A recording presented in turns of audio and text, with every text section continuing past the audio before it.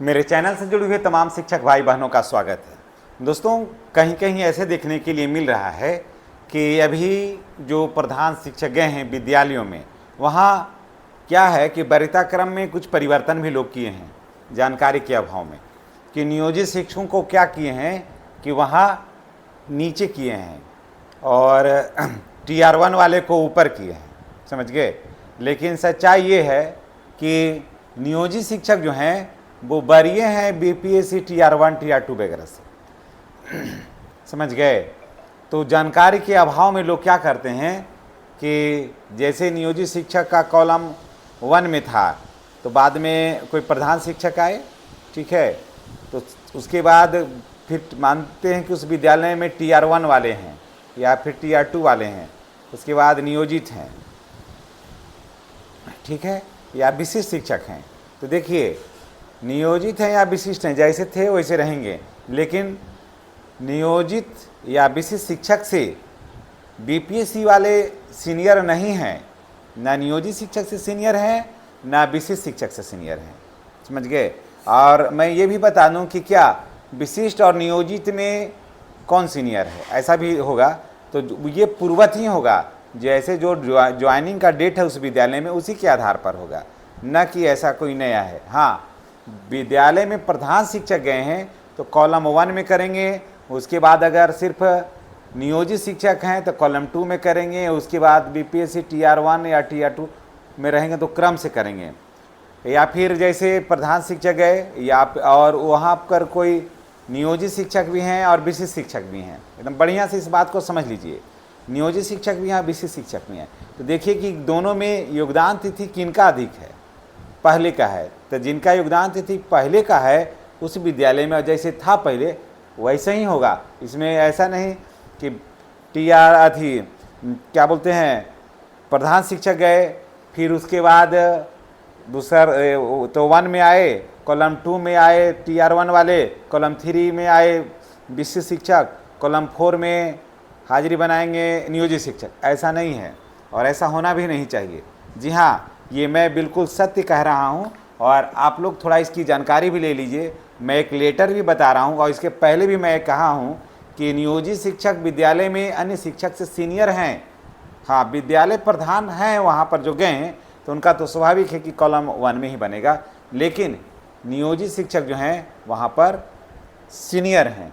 देखिए, एक लेटर भी हम आपको बताते हैं, थोड़ा देखिए, लेटर है, कई लेटर भी है, इसके पहले भी वैशाली वगैरह का भी लेटर आया था, आप लोगों ने देखा होगा, जाना होगा।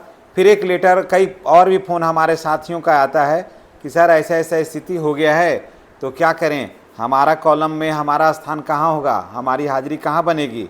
तो मैं आपको बता दूं कि थोड़ा इस चीज़ को आप जान लीजिए तब आपको संतुष्टि हो जाएगा। देखिए, मैं लेटर को बता रहा हूँ, कार्यालय जिला शिक्षा पदाधिकारी भागलपुर, समझ गए, कार्यालय जिला शिक्षा पदाधिकारी भागलपुर के DO सर का ये लेटर है।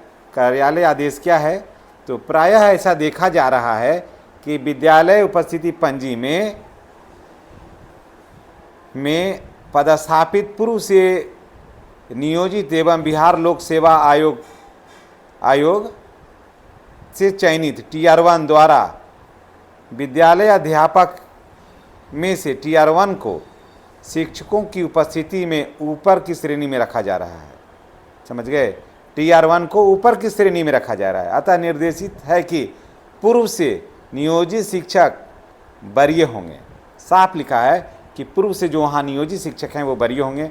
उपस्थिति पंजी में ऊपर की श्रेणी में वरीय शिक्षक का नाम ही दर्ज किया जाए, यह आदेश तत्काल प्रभाव से लागू होगा, समझ गए। ये कार्यालय जिला शिक्षा पदाधिकारी भागलपुर का है और ये जारी हुआ है वहीं से, उसका पत्रांक है 235 31/1/2024 को ये जारी हुआ है। तो इस बात का हमेशा ध्यान रखें। और अभी ये चीज़ को देखने के लिए मिल रहा है, ये देखने के लिए मिल रहा है और इस संबंध में बहुत सारी बातें भी हो रही है कि ऐसे ऐसे है, लेकिन और भी कई, वैशाली है, पूर्णिया है, उसके बाद किशनगंज है, इस तरह का कई लेटर है जो यहाँ पर हाजिरी को बनाने को लेकर के दुविधा को दूर किया गया है। लेकिन आज भी लोग क्या कर रहे हैं कि इस बात को भूल जा रहे हैं कि कैसे करके अटेंडेंस बनाना है। और वहाँ पर रज में उपस्थिति पंजी में, शिक्षक उपस्थिति पंजी में कैसे होगा, तो वहाँ होगा प्रधान शिक्षक, ठीक है। उसके बाद होगा अगर नियोजित हैं तो नियोजित शिक्षक, और विशिष्ट और नियोजित में दोनों में जिनका योगदान तिथि पहले होगा वही होगा उसमें।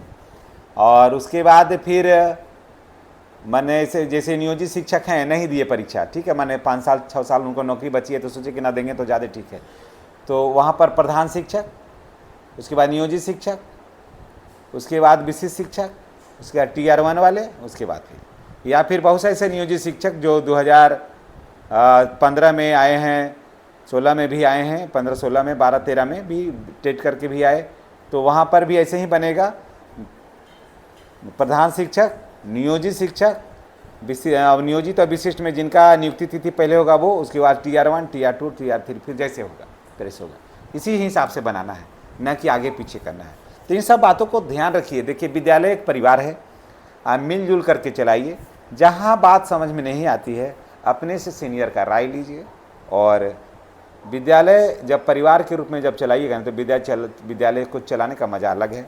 और हमेशा सीनियर का सम्मान करिए, बड़ों का सम्मान करिए। सम्मान दीजिएगा तो सम्मान मिलेगा। सम्मान आज इनको नहीं करिएगा तो कल TR3 वाले भी हैं, 4 भी आ रहे हैं, तो आपका भी सम्मान नहीं होगा। इसलिए इस सब चीज़ों का ध्यान रखिए। धन्यवाद। और चैनल पर नए हैं तो चैनल को सब्सक्राइब करके बेल आइकन को दबाइए, ताकि वीडियो का नोटिफिकेशन जो है आपको विद्यालय का हर अपडेट कैसे क्या होगा सब कुछ मिलता रहेगा। धन्यवाद।